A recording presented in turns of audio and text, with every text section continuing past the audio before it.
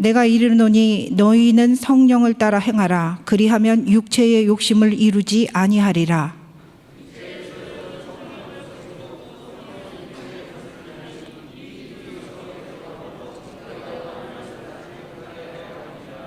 너희가 만일 성령의 인도하시는 바가 되면 율법 아래에 있지 아니하리라.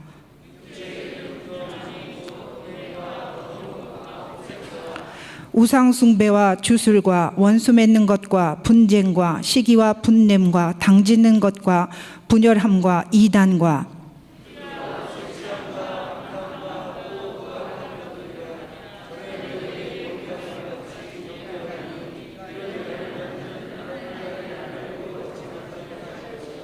오직 성령의 열매는 사랑과 희락과 화평과 오래 참음과 자비와 양성과 충성과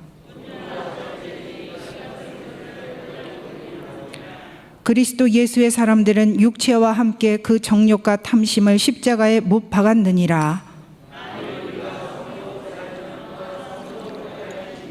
다 같이 하시겠습니다. 헛된 영광을 구하여 서로 노엽게 하거나 서로 투기하지 말지니라. 아멘. 저희 교회는 너무 자랑스러운 장로님들이 많으시고요. 너무 성령 충만하고 너무 아름다우신 우리 권사님들도 많으시고, 정말 친구 같고 같이 막 이런 사랑스러운 우리 성도님들이 많아서 참 보석인 것 같습니다. 아무튼 성령 충만하여 우리가 하나님 앞에 쓰임 받고 영광 돌리는 저희들 됐으면 좋겠습니다. 크고 작은 일 또는 충격적인 일을 당하게 되면 사람은 또는 집단은 이전과는 다른 모습으로 변화됩니다. 변질되죠. 미국의 911 9.11 테러가 있을 때 미국 사람들은 변했습니다.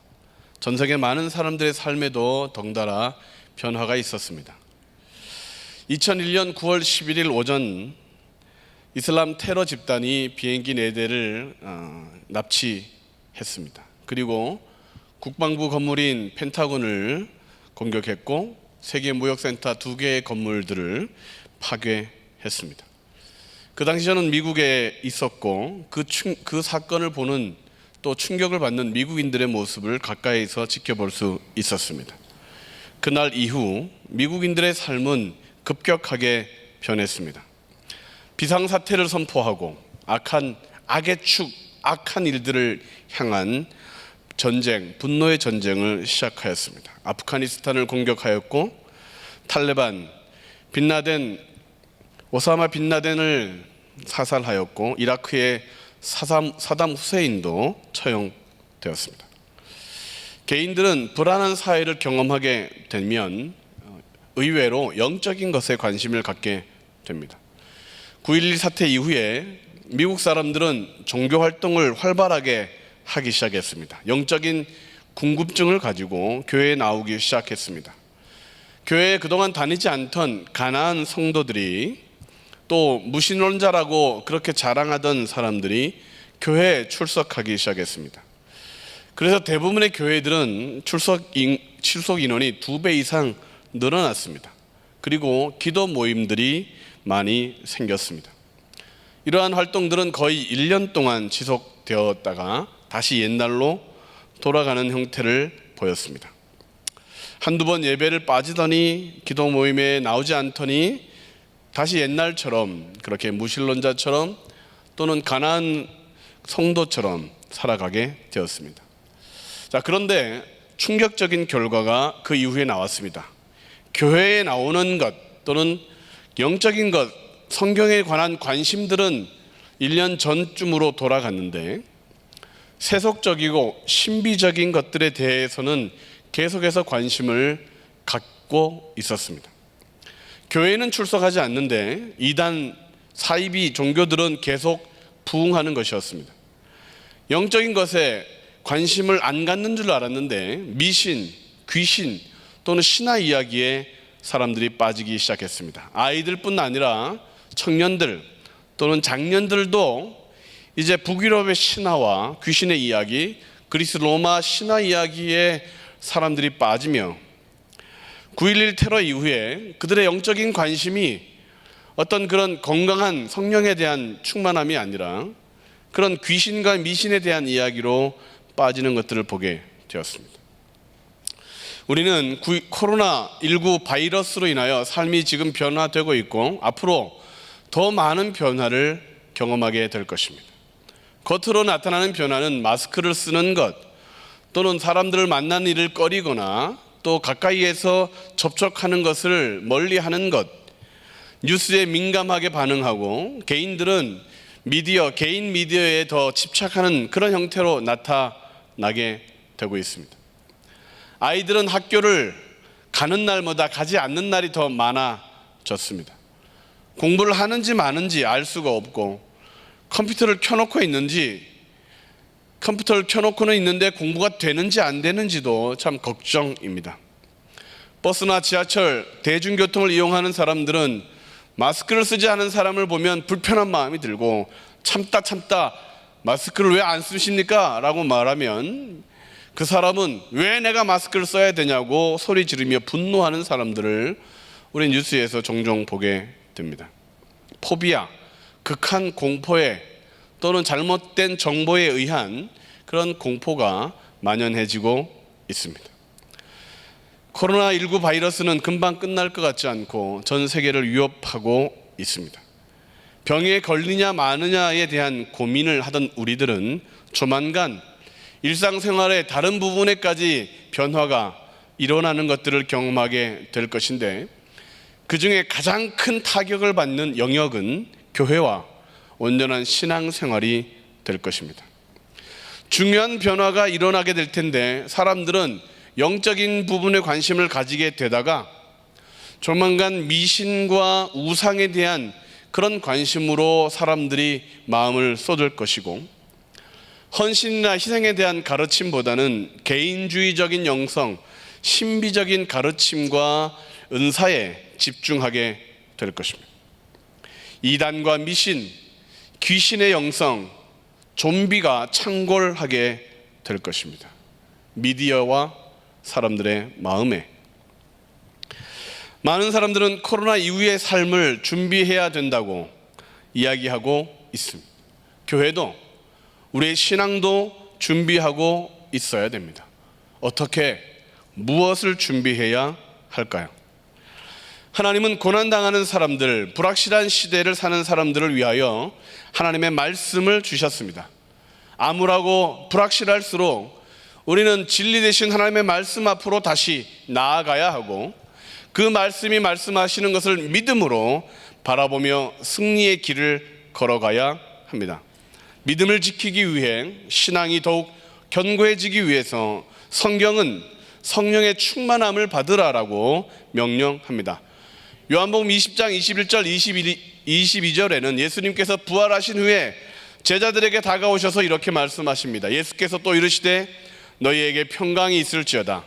아버지께서 나를 보내신 것 같이 나도 너희를 보내노라. 이 말씀을 하시고 그들을 향하여 숨을 내쉬며 이르시되 성령을 받으라. 두려움에 떨고 있고 패배자처럼 숨어있는 제자들을 찾아오셔서 예수님께서 주신 선물 받으라 말씀하시는 것은 성령이었습니다. 그 사건 이후 사도행전을 보면 하나님의 사람들은 모두 성령이 충만한 사람들이었습니다. 사도행전 2장 4절엔 성령의 충만함을 받고 성령의 말하게 하심을 따라 방언을 이야기하고 2장 38절에는 성령을 선물로 받는 회개가 일어났습니다. 4장 8절에는 성령이 충만하여 백성의 관리들과 장로들에게 담대하게 말씀을 전거했고 사도행전 11장 24절에는 바나바는 착한 사람이요 성령과 믿음이 충만한 사람이라 이에 큰 무리가 주께 더하여지더라라고 성경은 기록하고 있습니다. 어려운 시기입니다. 고난의 시기입니다. 성령께서 우리에게 말씀하시는 것은 성령의 충만함을 받으라. 고난의 때를 지나가는 방법, 애프터 코로나를 경험하게 될 우리들에게 하나님께서 말씀하신 내용은 성령의 충만함을 받으라는 것입니다. 여러분은 성령 충만하십니까?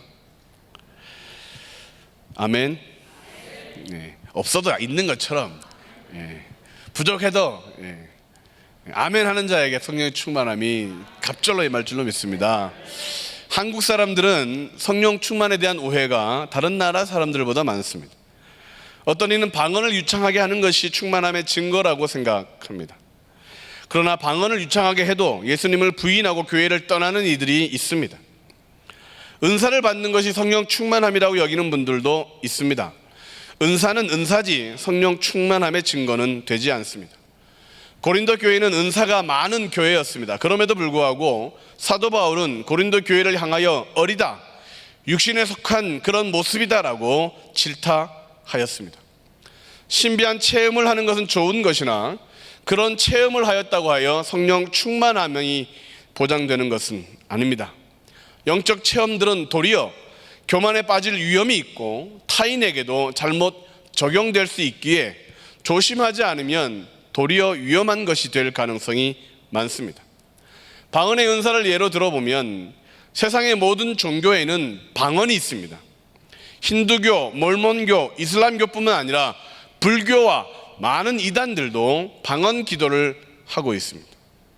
그들이 방언 기도를 한다고 하여 성령 충만한 것은 아니지 않습니까? 그러므로 우리는 영을 분별할 수 있어야 되고 예언의 은사도 성령 충만함과 동일시 여겨서는 안 될 것입니다. 신유의 인사도 마찬가지고, 그러면 성령의 충만함이 무엇이냐? 그 증거가 무엇이냐?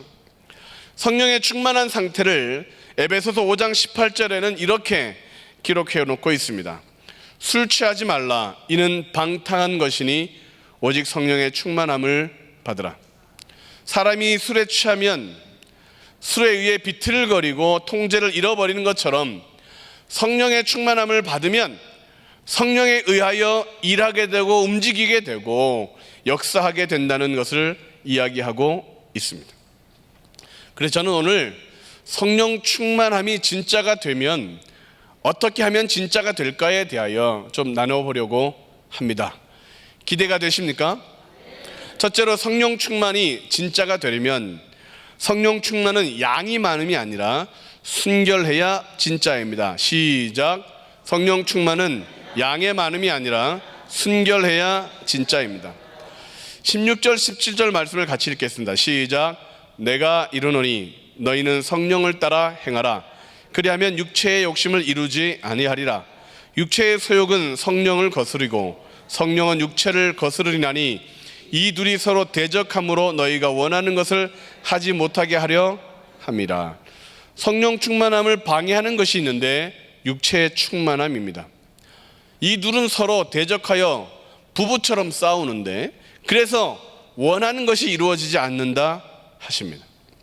줄다리기를 하는 경기처럼 힘을 다하고 용을 쓰고는 있지만 결국 제자리에 빠지는 이유가 뭐냐?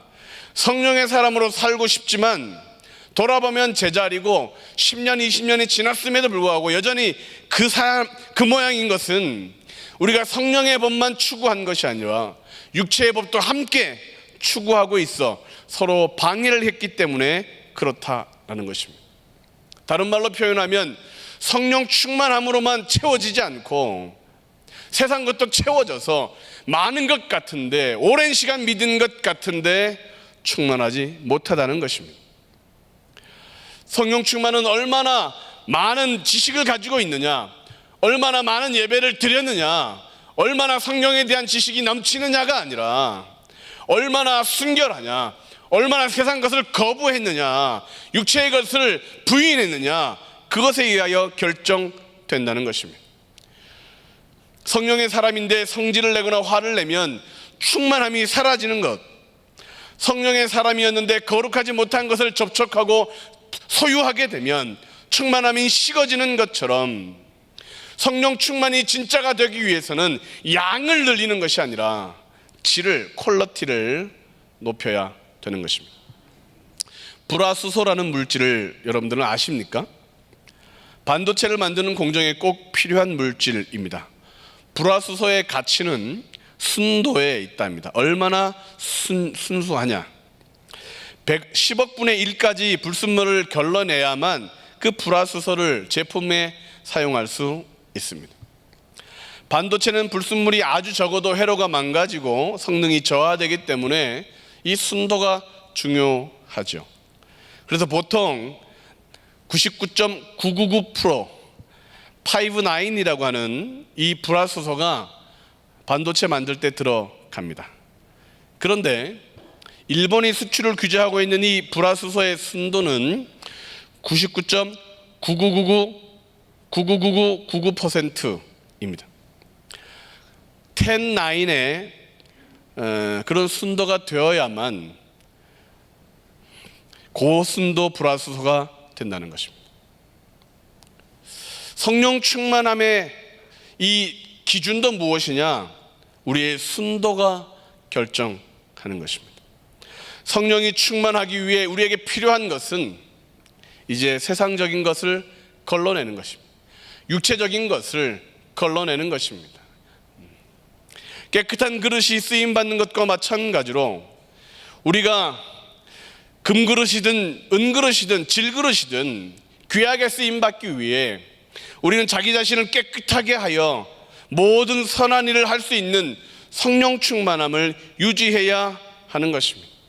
이물질이 제거되는 그런 상태, 거룩해져야만 성령 충만이 시작된다는 사실을 깨닫고 기도함으로, 회개함으로 세상의 철학, 세상의 가치관, 세상 사람들의 그런 관점을 벗어버리고 하나님의 말씀의 순도를 더 높이고 기도함으로 우리의 삶 가운데 세상적인 것들을 쫓아버리고 그렇게 다시 순수한 열정을 회복할 때 성령 충만이 우리 가운데 역사하는 것입니다.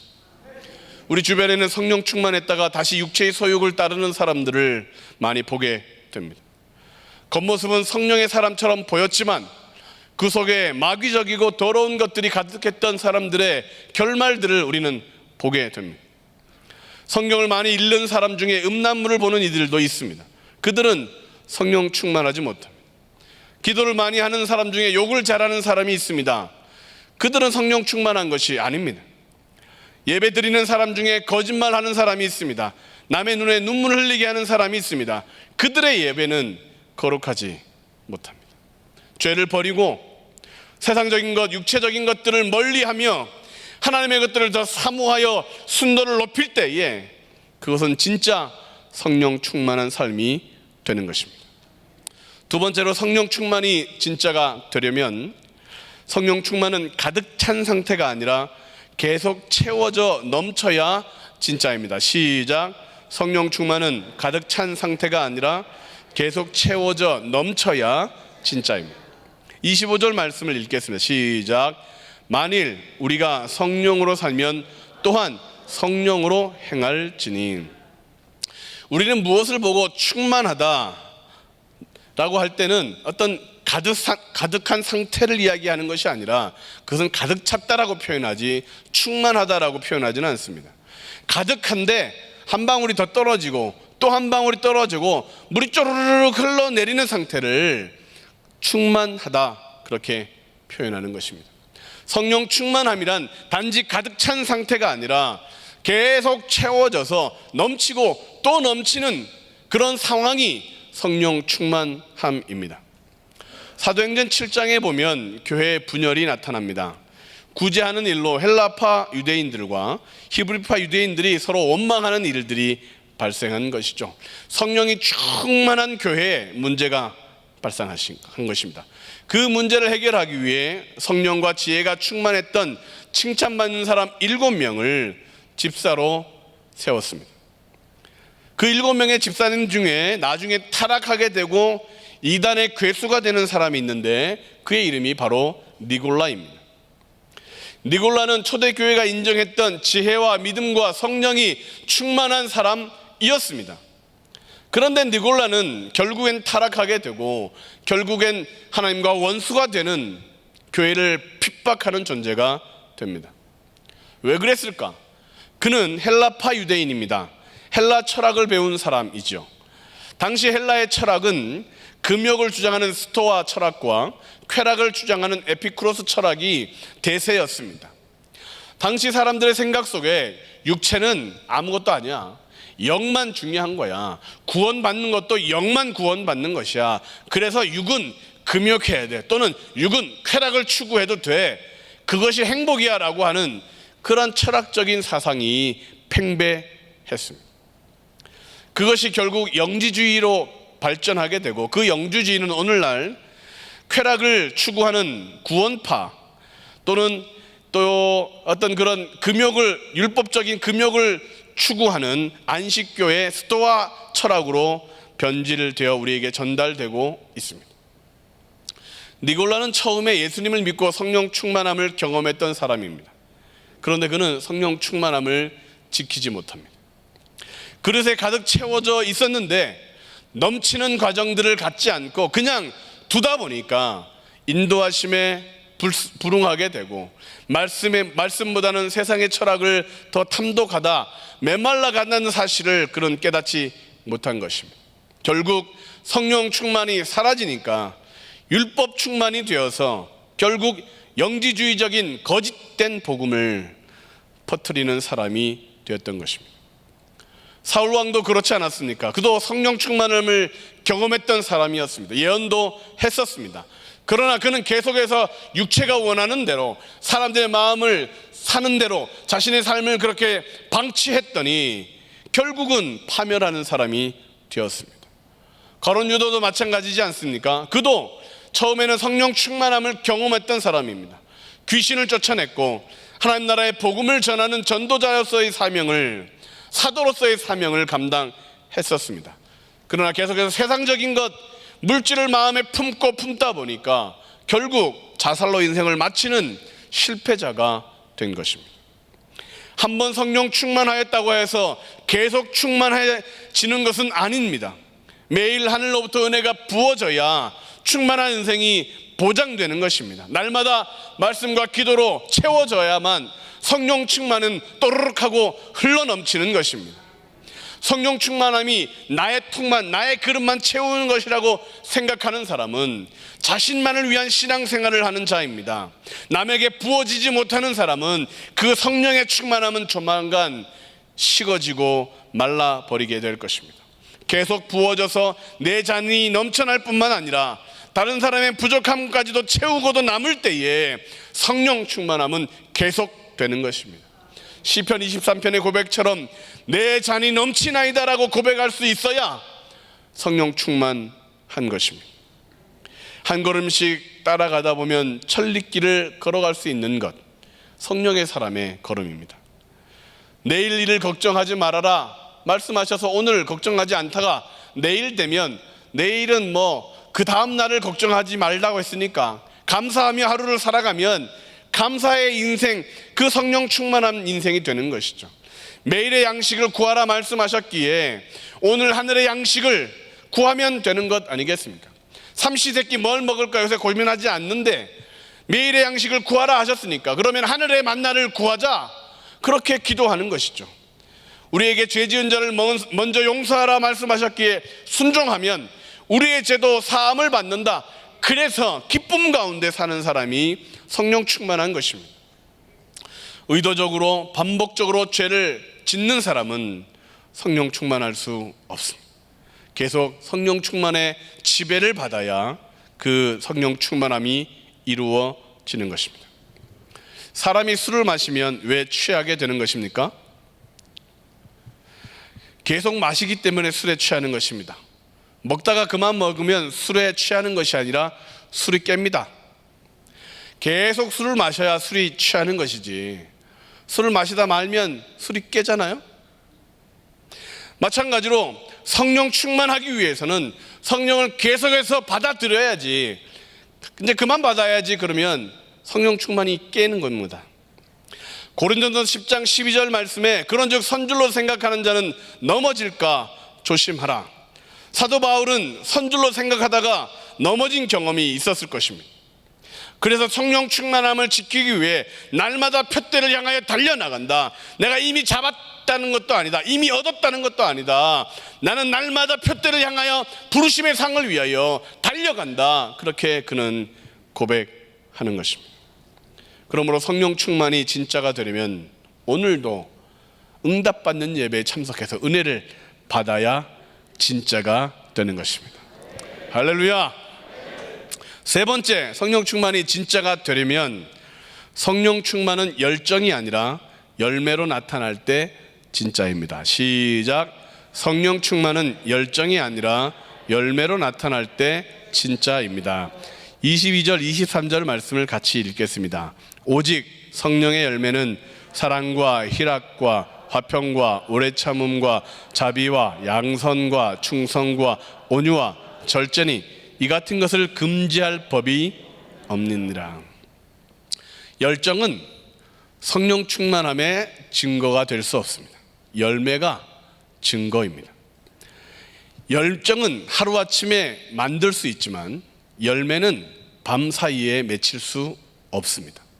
오랜 시간 인내하고 참고 견디고 또 인내하고 견딜 때 달고 단 열매가 맺히는 것이죠. 하루 사이에 밤새 성경을 읽는 것은 열정이지 성령 충만함이 아닙니다. 콩을 심으면 콩이 납니다. 팥이 나오지 않습니다. 씨를 심었으면 그 씨의 열매가 맺히는 것입니다. 그러므로 성령을 심어놓고 기다리고 성령을 또 기다리면 마침내 열매가 맺히는 것입니다. 제가 미국에 살면서 미국 사람들을 보며 이상한 것을 하나 발견했습니다. 미국 사람들의 몸매가 이해가 되지 않는 것입니다. 아이일 때는 너무 날씬하고 키도 크고 전혀 비만하지 않습니다. 정말 바비 인형처럼 이쁩니다. 그런데 어른이 되면 대부분 과체중입니다. 비만의 문제를 거의 가지고 있습니다. 미국에 살 때 저는 날씬한 사람이었습니다. 믿으십니까? 왜 그럴까?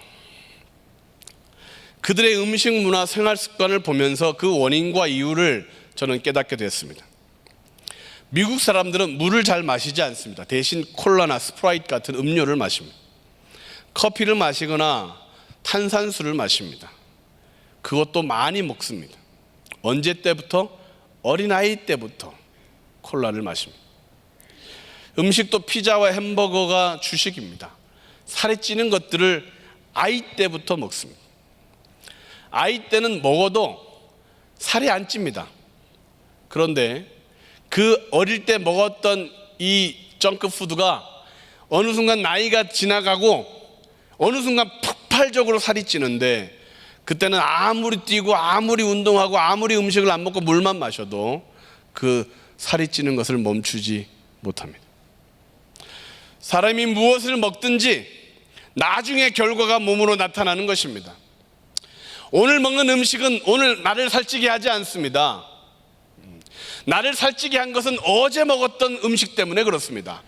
그래서 오늘의 음식을 먹을 때 여러분 즐겁게 먹어도 됩니다. 이 음식은 나를 살찌게 하지 않는다. 단지 내일 살이 찔 뿐이다. 오늘 보는 것이 우리의 영성에 문제를 일으키지는 않습니다. 내일의 충만함을 깎아 먹는 것이죠. 무엇을 보든지 무엇을 듣든지 그대로 믿고 행동하게 되어 있습니다. 무엇을 인풋으로 하든지 반드시 아웃풋이 나오게 되는 것이죠. 그것이 열매입니다. 먹는 것은, 섭취하는 것은, 보는 것은, 듣는 것은, 생각하는 것은 반드시 내일 우리의 인생에, 우리의 자녀의 삶에까지 영향을 미치게 된다는 것입니다. 성령 충만함은 열매로 나타나는 것입니다. 육체의 일은 분명하다. 음행과 더러운 것과 호색과 우상숭배와 주술과 원수 맺는 것, 이런 것이 하루아침에 다 이루어지는 것이 아니었습니다. 조금씩 타협하다 보니까 결국은 하나님 나라를 유업으로 받지 못한다. 영적인 세상적인 비만으로 인하여 천국까지 날아갈 수 없는 뚱땡이가 되는 것입니다.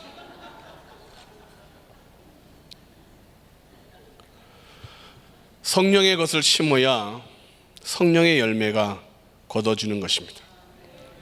들었던 말씀, 배웠던 말씀, 깨달았던 말씀들을 실천하고 순종할 때 오늘 당장 열매는, 오늘 당장 응답은 쏟아지지 않는다 할지라도 하나님의 때에 하나님의 방법으로 반드시 귀한 열매를 주실 것이다 라고 한 믿음을 가지고 오늘을 살아가면 하나님께서는 내일 성령 충만함을 역사로 나타낼 줄로 믿습니다.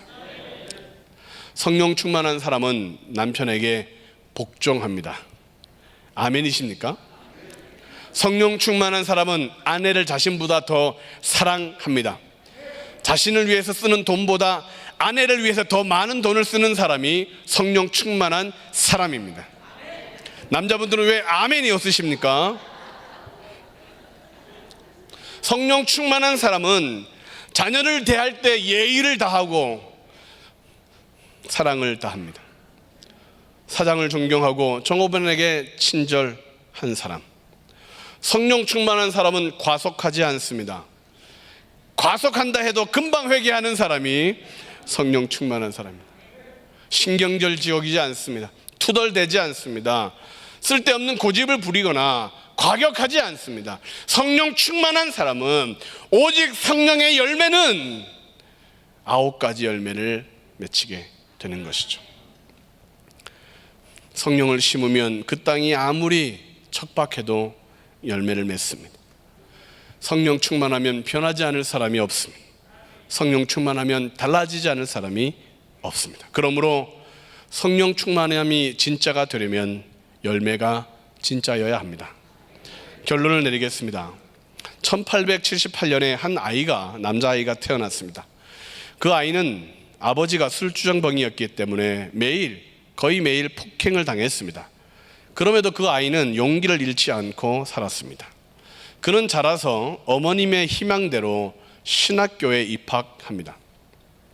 처음에 그는 기독교 문학가인 도스토옙스키와 빅토르 위고의 작품에 매료되었었는데 어느 날 마르크스의 공산당 선언이라는 책을 읽은 후에 새로운 길을 찾았다라며 신학교를 자퇴합니다. 그는 나라의 지도자가 되어서 3년간 수백만 명을 숙청하였습니다. 1000만 명을 굶어 죽게 했고 3000만 명의 주민들을 시베리아나 중앙아시아로 강제 이주시켰는데 그중 절반 이상이 질병과 굶주림으로 죽었습니다. 학살자라는 별명이 불려졌는데 그의 이름은 오이시프 스탈린이었습니다. 그는 신학생이었습니다. 이상하지 않습니까? 아돌프 히틀러는 독실한 기독교인이었습니다. 그들은 모두 교회에 다녔던 사람. 그런데 그들의 특징은 성령 충만하지 않았습니다. 성경은 소유하고 있었는데 말씀에 순종하지 않았고 성령님의 권고하심, 설교를 들으면서도 그 명령에, 그 인도하심에 복종하지 않았습니다.